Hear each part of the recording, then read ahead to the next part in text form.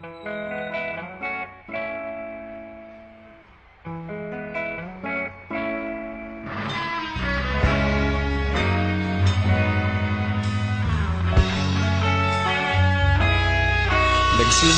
ang lahat sa eskwela, nagsama-samang 12 sa kalokohan at sa tuksuhan, hindi maawat sa isa't isa. Madalas ang standby sa cafeteria, isang barkada na kay saya. Laging may hawak-hawak na gitara, konting udyok lamang kakanta na. Kay simple lamang ng buhay noon, walang mabibigat na suliranin. Problema lamang laging kulang ang datong. Sana napunta ang panahon? Sana nga ba? Sana nga ba? Sana napunta ang panahon? Sana nga ba? Sana nga ba?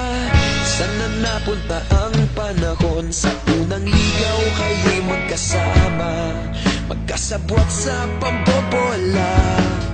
Walang sikreto kayong tinatago, okay sarap ng samahang barkada.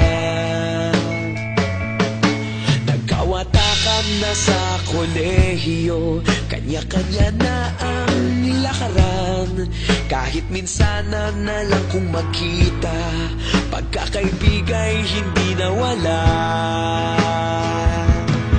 At kung saan na napadpad ang ilan, sa dating eskwela meron din naiwan. Meron pa ng mga ilang nawala na lang, nakakamiss ang dating samahan. Sana nga ba? Sana nga ba? Sana nga bang barkada ngayon? Sana nga ba? Sana nga ba? Sana nga bang barkada ngayon?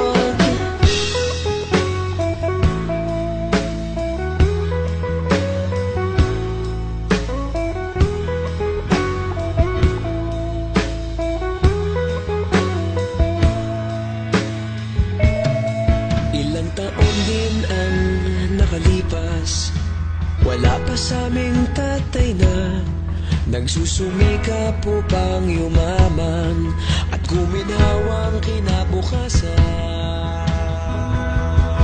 Paminsan-minsan kami nagkikita, mga naiwan at natira. At gaya nung araw namin sa eskwela, pag magkasama'y nagwawala. Napakahirap malimutan ang saya ng aming samahan.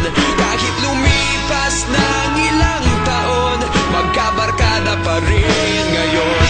Magkaibigan, magkaibigan, magkaibigan pa rin.